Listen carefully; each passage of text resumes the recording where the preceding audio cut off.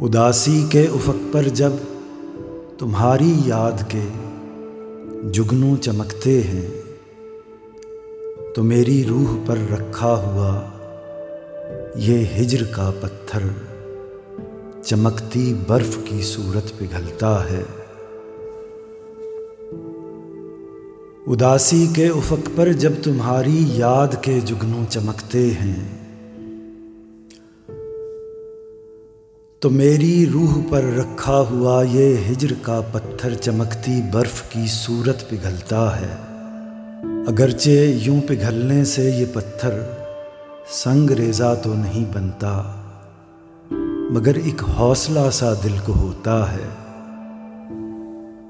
कि जैसे सर बसर तारीक शब में भी अगर एक जर्द रूह सहमा हुआ तारा निकल आए, तो कातिल रात का बेइस्म जादू टूट जाता है।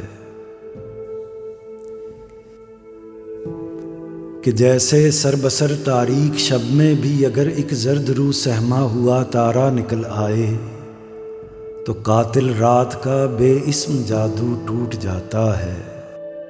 मुसाफिर के सफ़र का रास्ता तो कम नहीं होता, मगर तारे की चिलमन से कोई भूला हुआ मंजर अचानक जगमगाता है।